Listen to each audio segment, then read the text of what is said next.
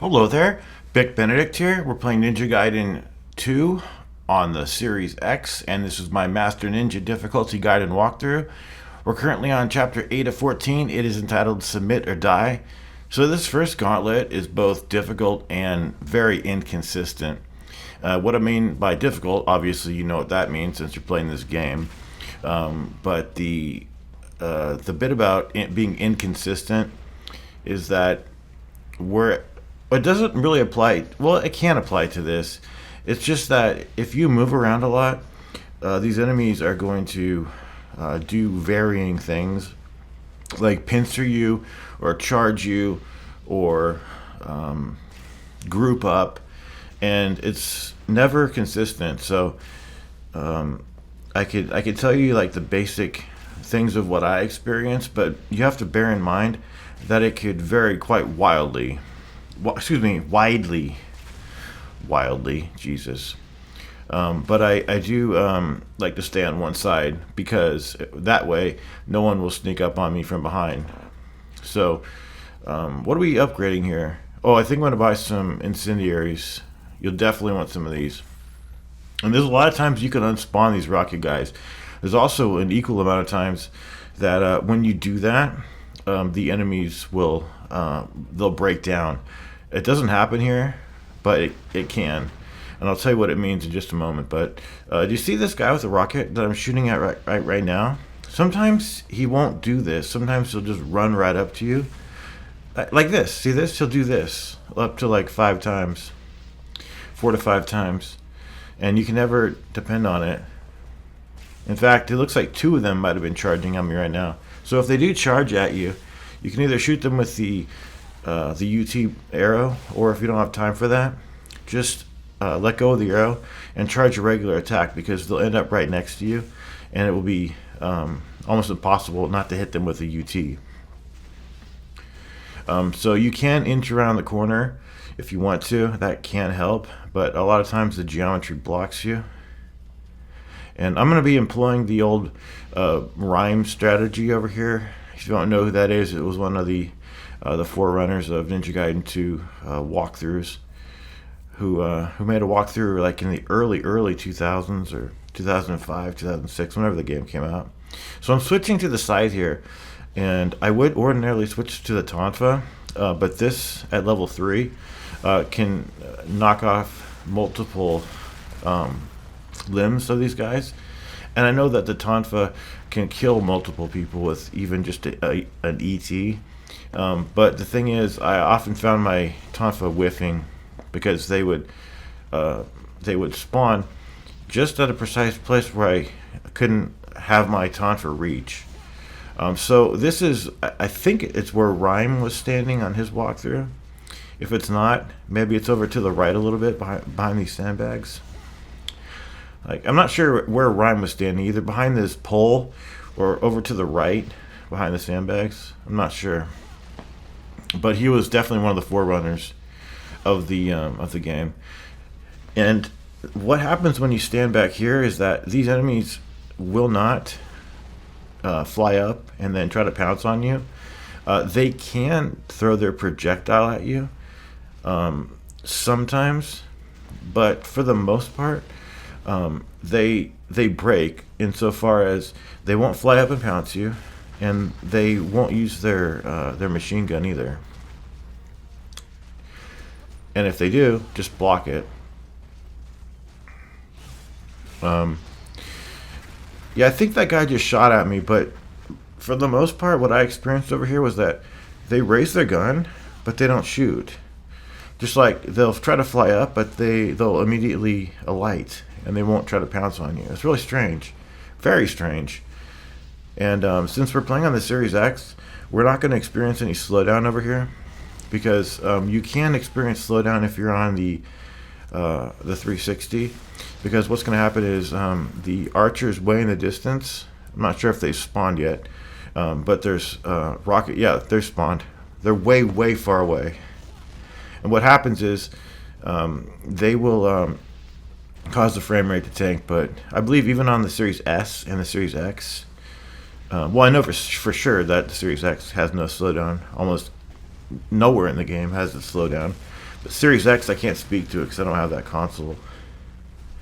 But there's a shit ton of these guys, and if you want to, you know how I prepared for their arrival when they spawned and I did a UT scythe UT.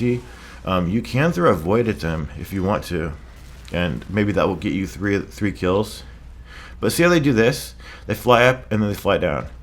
It's because you're at an angle where they can't complete it because their AI is a little broken.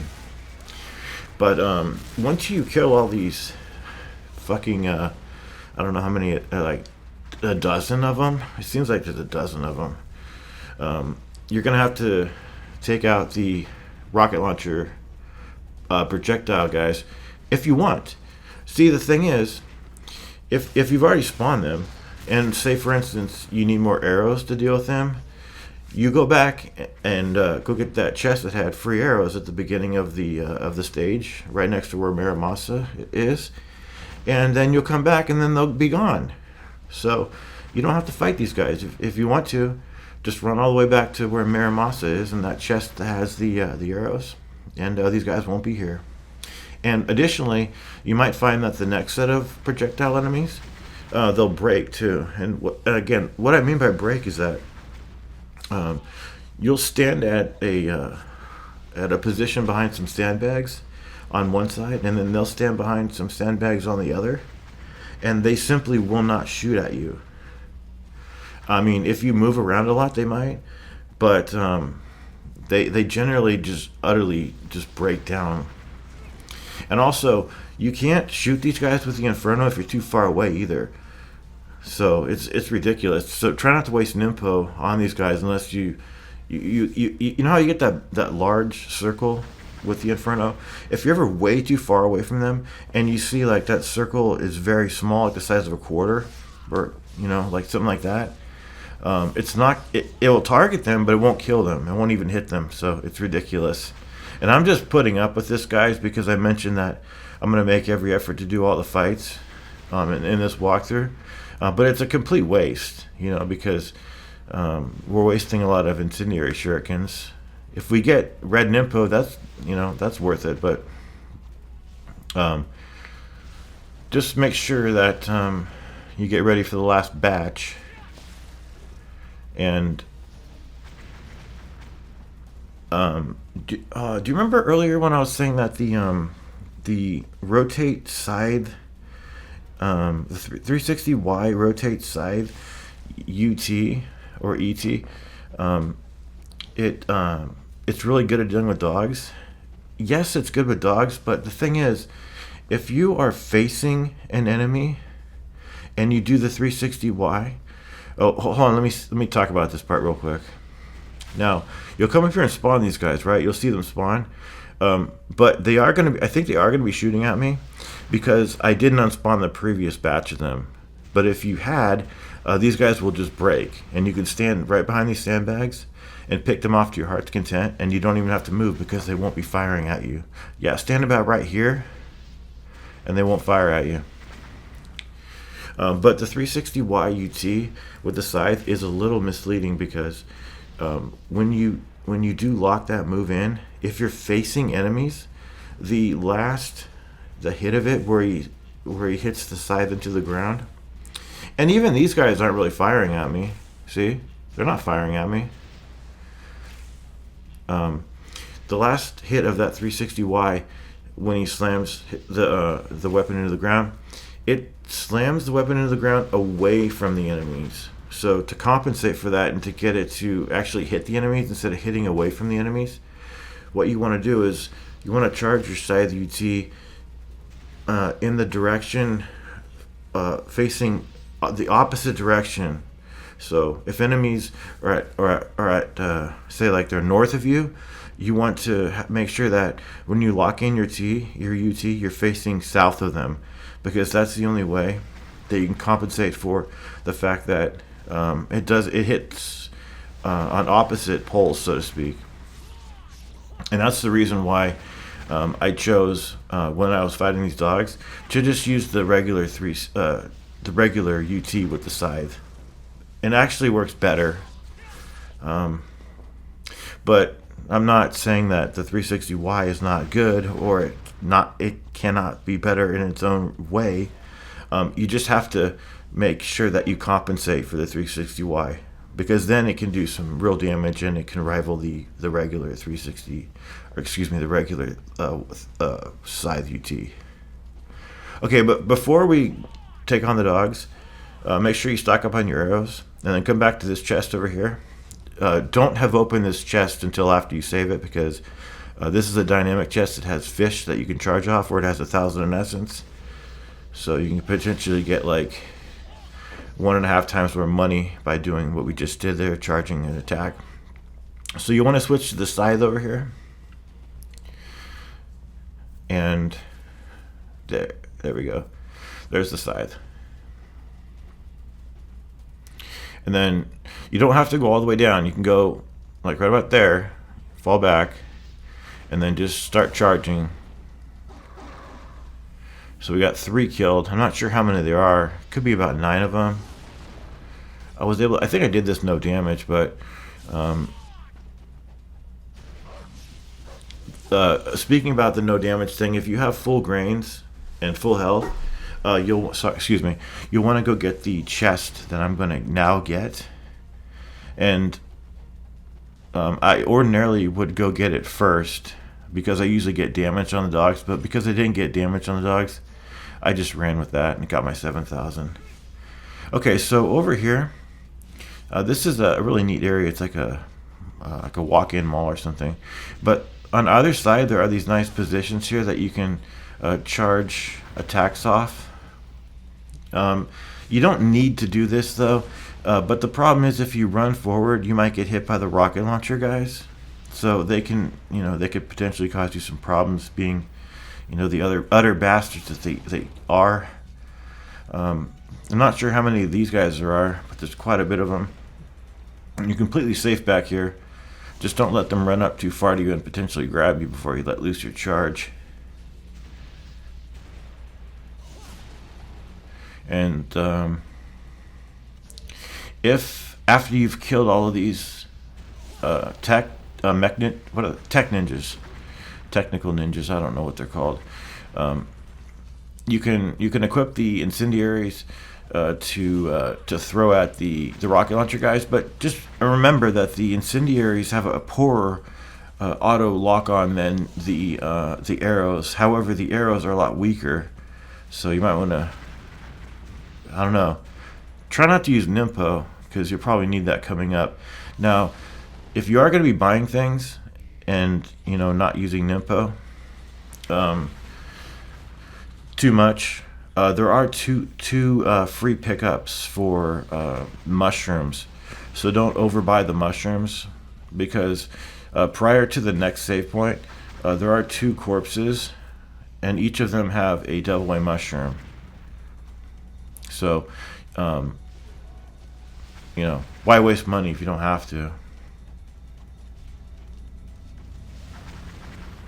So I like to stand behind here. Sometimes these guys will either jump off or fall off. I'm not sure. That guy looked like he kind of jumped off, didn't he? But the fight's almost over, but we don't have much health, so I wonder if we're going to get health. We probably won't. And don't get me wrong, sometimes, how I've been criticizing when I have full Nimpo and it gives me Nimpo. I always say, oh shit, why did the game have to do that? It knows I don't need Nimpo. Well, I do realize simultaneously that to have full Nimpo and then to get another Nimpo drop is to be able to use a free Nimpo without wasting any of your existing Nimpo in your key gauge.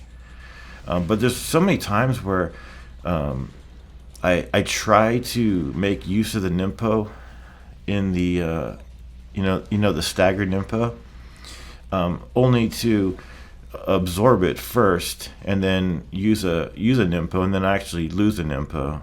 So I don't know. I don't know. I'm of torn minds about it. Make sure you definitely stock up on these, because I don't think.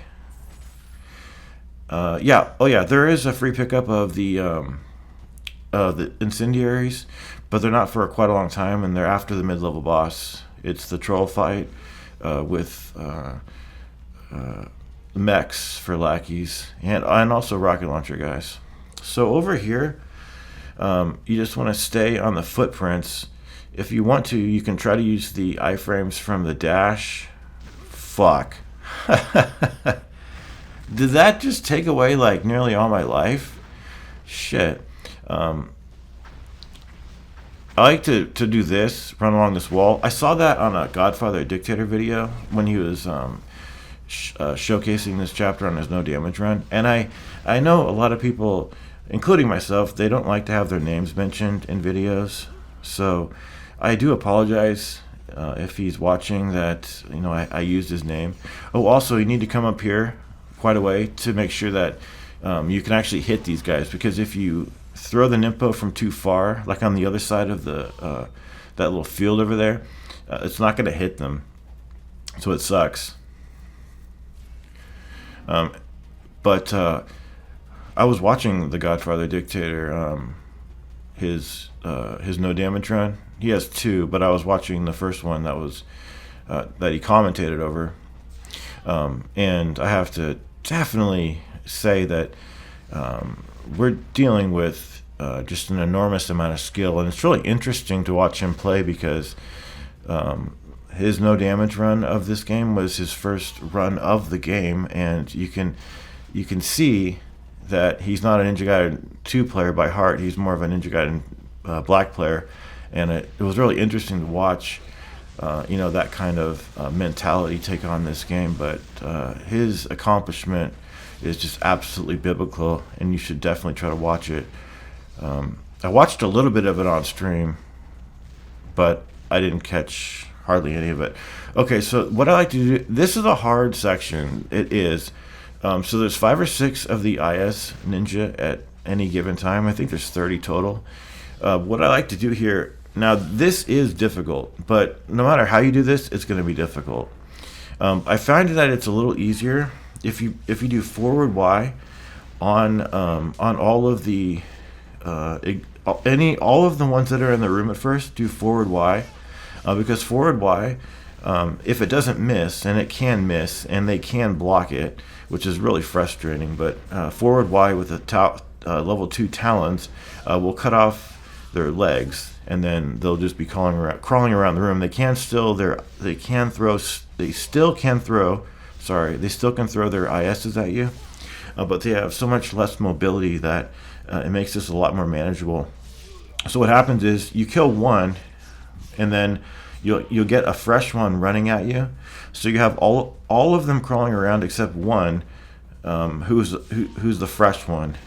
And if you want to, I would try to do the fly swallow with Xenodrop on the one that comes in, the newly spawned one, because then you can get a chance of getting blue essence. And I think I was resolved here not to use any heals and not to use any Nimpo, because I just wanted to have a little bit more challenge for myself, since I was trying to employ a strategy that I was hoping that folks could get through without having to use any items. That was what I was trying to get the point across over here. So we got a parry on him, but a parry on him like that is going to take his arm off, not his legs. So it's more ideal to do that, get his legs off, and then you can do XX forward, XXY to do that. That I don't know what it's called. The bird, I don't know, something bird. I have no idea.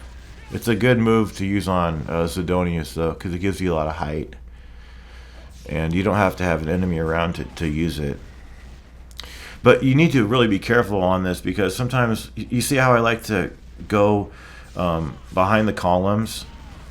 If too many crawlers are near me, and see how there's too many crawlers over here, I don't want to do like something like this and have the last move bounce on one of the crawlers, because that would mean that 2 crawlers have died, and then 2 more enemies are going to spawn, and it will increase as if you kill 3 will spawn, but you only want to try to kill 1 at one time. That will be the way that it's the most manageable. So just also, so that was A, and then this is B. So when you are going behind the columns to try to hide, be real careful because there could be a sneaky bastard just crawling around on one side of the column unbeknownst to you. Happened to me many times on this. I spent about an hour on this, and I don't know, like 10 times I would go to the other side behind another column. Oh, and this part over here, I don't get close to them at all. I have no no desire to get grabbed at the end, so I just throw shurikens. Try not to throw too many shurikens there because the shurikens are helpful on the next part coming up with some more IS ninjas. Okay, so once that's finished, unfortunately, you cannot go back and save it. Do you see how I wiped the blood off me right there? I don't like having blood on my weapons, so if you want to get the blood off, all you have to do is just stand still for a second, and then he'll shake it off. Okay, Life of the Gods right over here. Pick that up. I think they only cost 50 essence if you miss them. Miramasa will sell them to you, but that's damn cheap. 50 essence, that's it. Okay, so we're gonna need a key to get through this door. And not only do you have no checkpoint, but you've got a fairly difficult fight coming up. If handled wrong, this could really mess up for you. Like, it could go really bad. If you fight these guys in the area, and I'm talking about IS Ninja, if you fight these guys by the train, many bad things can happen. I mean, if you're skilled, unlike I am, you know, many good things might not. I mean, many good things could possibly happen to you. Switch to your shurikens over here. This is a brief chance to get some health, but since they're small little popcorn shit enemies, they're not going to give you much health from those blue drops. But I guess beggars can't be choosers. I'm definitely a beggar, but when you push forward up here, like I said, when you get to the train, you're going to spawn the INs. So you can fall back if you like. Let's see how many. See over here, you don't spawn them until you get near the train.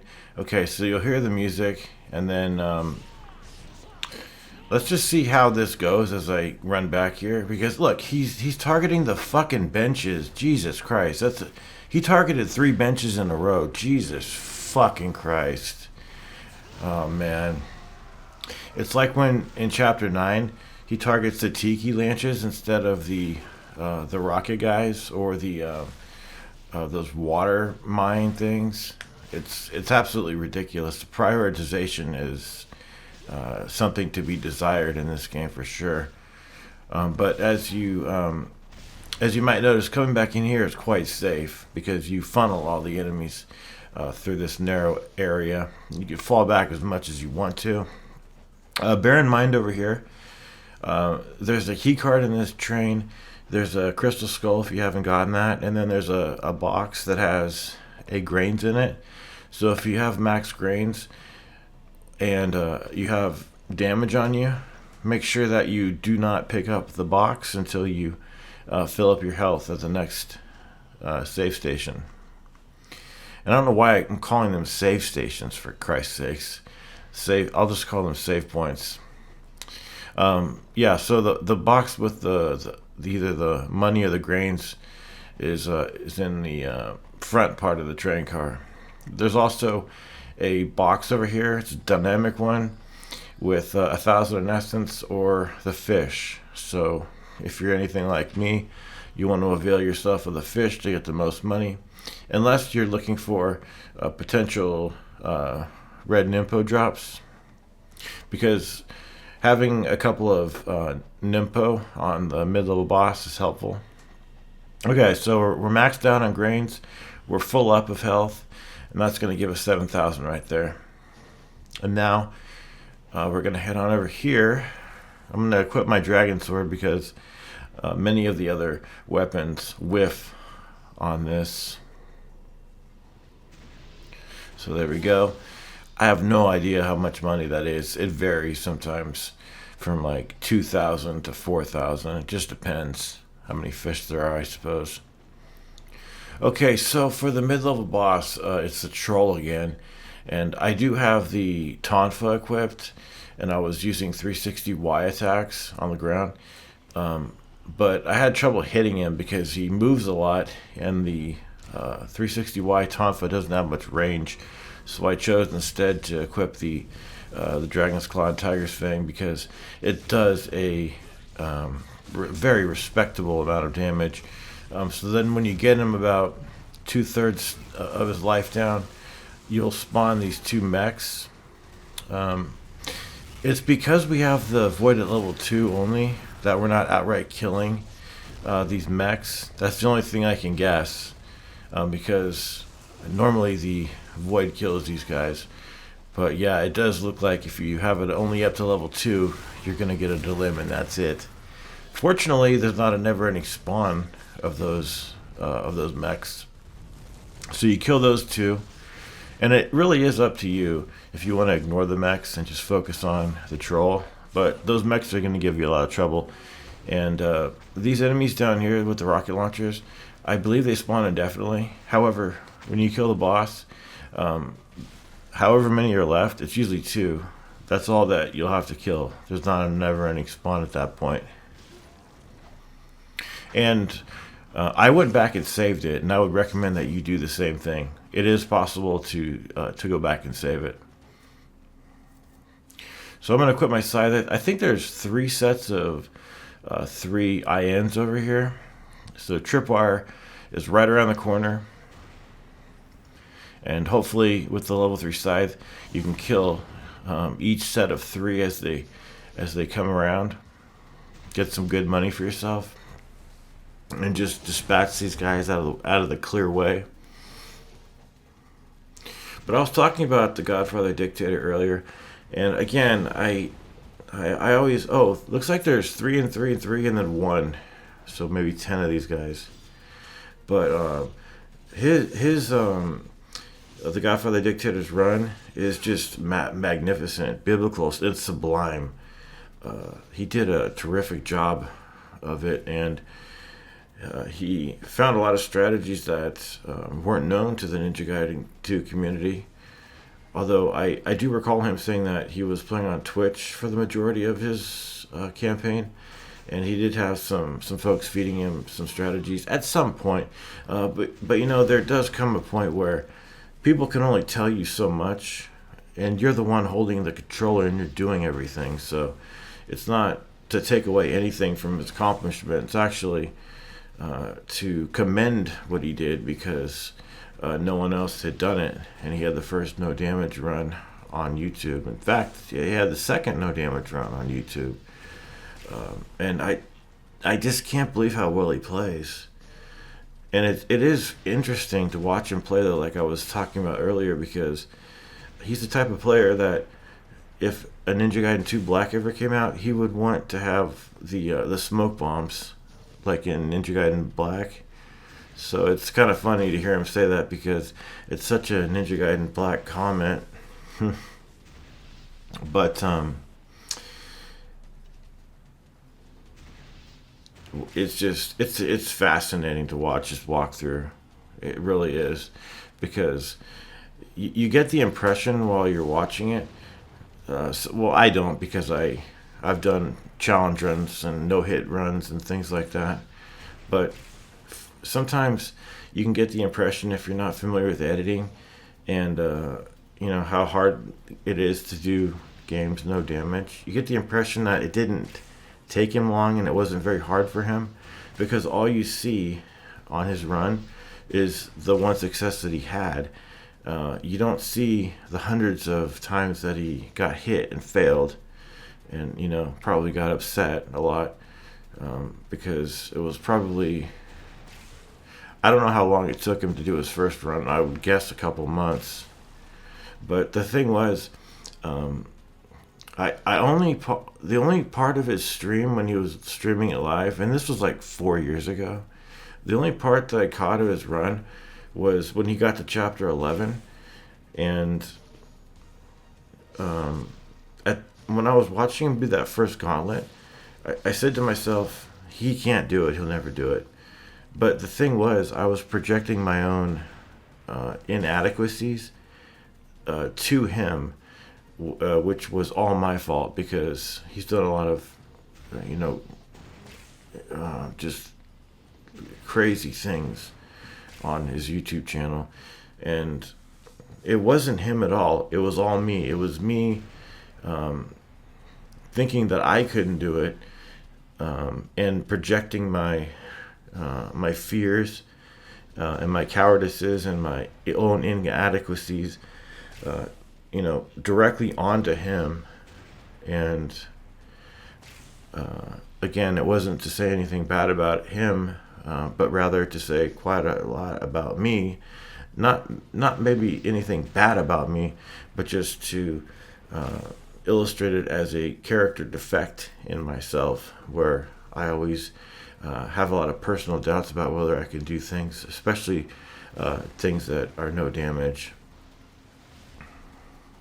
And Ninja Gaiden 2 is the type of game where sometimes you get hit by like shurikens, and it's very hard to see if you got damage or not because of how slight the damage is.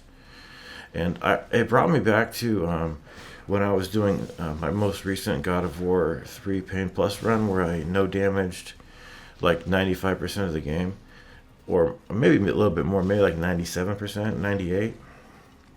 But there was a point where I did get damaged, and I had no idea that I got damaged.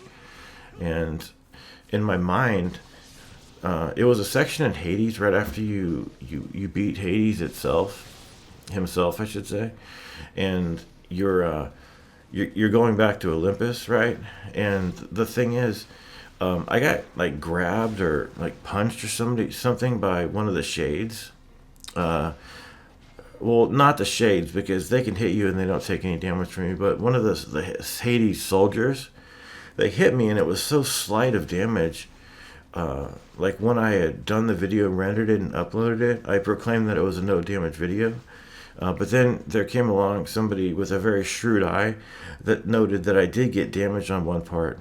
And then I had to look like practically with a magnifying glass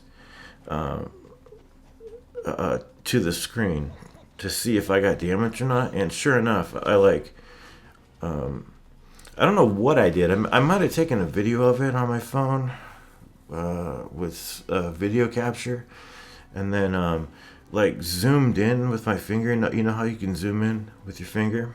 Oh, also here, there's a box up here with an herb.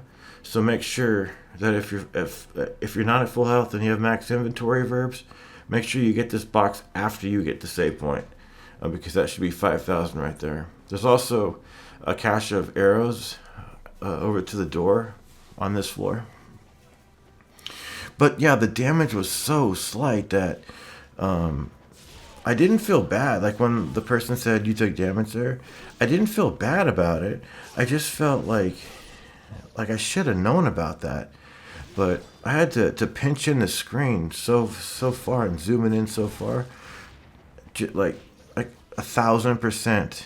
I had to zoom it in to see if yes, I got taken damage, and sure fucking enough, I got damaged. But it was so slight. I'm talking about like having to zoom in like 1,000 times over to be able to see the damage. And it's kind of ridiculous because it is on chaos difficulty that I was playing. So you wouldn't expect this to receive the sort of chip damage that you would have to magnify the screen like 100 times fucking over, 1,000 times, whatever it was. It probably wasn't 1,000 times. It was about 100 times over. But yeah, sometimes you can be going along and thinking you're doing no damage, and then all of a sudden, and it usually happens after all is said and done, and you've finished the game, you've uploaded it, and you've made it public, and everybody watches it. Then they point out that you got damaged. Sometimes they're wrong, but sometimes they're right. And on a game like this, it's the same thing, because those shurikens that the Great Ninja throw, they take away chip damage that is extremely difficult to see. So what you can do is you can use a healing item to make sure that you took no damage. And if you cannot use the healing item, that means you've not taken any damage. Of course, if you do equip a healing item and you're able to use it, that means that you took damage somewhere, even though it might not be perceptible to the human eye. But that's the tangent for now. We do need to speak on this next part here.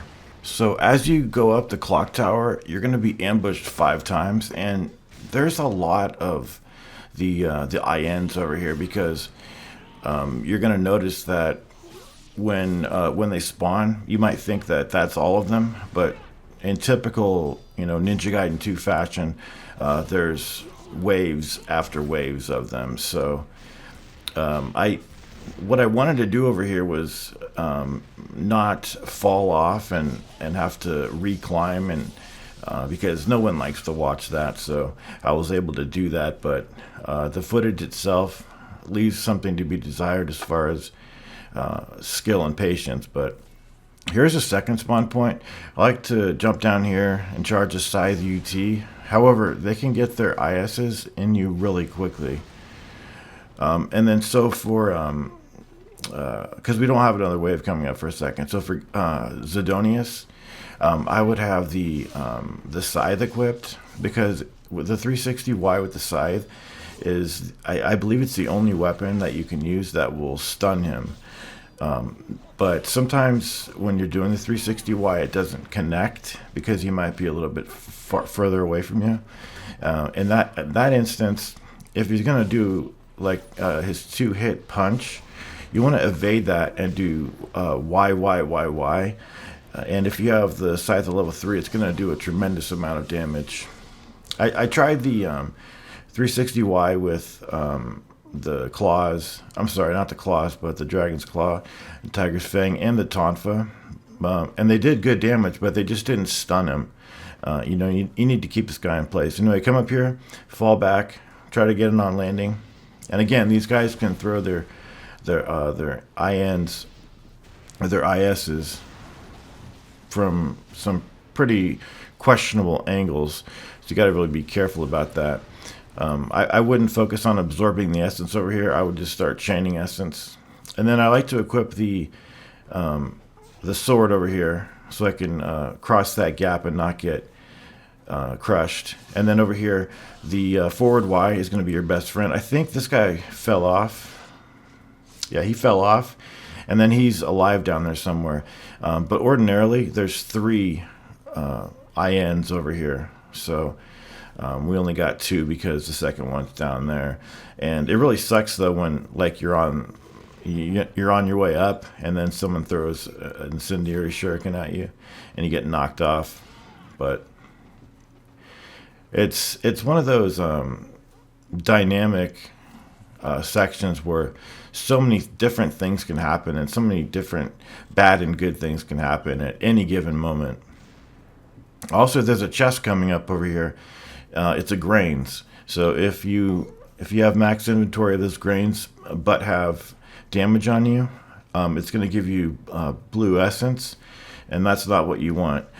Because you're going to be getting full blue essence from the dragon statue coming up over here. This is the last ambush point, and I don't mess around over here because there's a lot of these guys, and yes, there's enough room to work with, but like I said, there's just a lot of them, and so many bad things can happen so quickly, and when you get this high up, you really don't want to mess up. So you notice I'm charging off scythe UTs with staggered essence, and I'm using the Inferno because our wind blades are only at level 2, and they're not going to outright kill anybody. And it sucks to have to chase down enemies and OT them. Chasing down OTs in this game is very dangerous. But I think it's the Y, the X parry. One of the parries I think it is the X parry. The enemy, after you parry and then riposte, the enemy will like jump away from you, and you've got to chase him down, and it sucks. You might also want to equip the Gatling spear gun for the next chapter, so you don't have to switch to it every time. Now this guy likes to pounce on you, so what you can do about that is Nimpo cancel. because it's an extremely hard move to dodge. And the camera is shit here. You can't lock and unlock the camera. It's very strange. But you want to go in for, like I said, the YYY, the 4Y attack. He was just about to summon there. Did you see him? When he's summoning, he's extremely vulnerable because he's not attacking. He's just summoning his lackeys. I didn't get any lackeys over here, and you really don't want to have any lackeys because there's 4 red Gajas at a time. But did you see right there? I didn't connect with the scythe, and then he did his 2-hit punch, and I had to use a talisman over here. Don't worry if you have to use items or a talisman, because you're going to get a lot of money in the next stage if you follow in my my footsteps, so to speak. But just a moment ago, I missed with the scythe, and then he did the 2-hit combo, and then that gave me the opening and the safety to do Y, and we actually stunned him over here, which is good. He can block the Nimpo though, like he blocks the wind blades, he blocks the void, but I found that he blocks the void a little bit less, but maybe that was just wishful thinking on my part. I don't know how well he blocks the Inferno, but that's one boss that I just rue. I just fucking hate that boss beyond belief, and he's even worse on the second time you fight him. But anyway, that has been chapter 8. I will see you in the 9th chapter. It'll be a good one, and I say that sarcastically because it's an utter shit of a chapter. But until I see you over there, please continue to take care.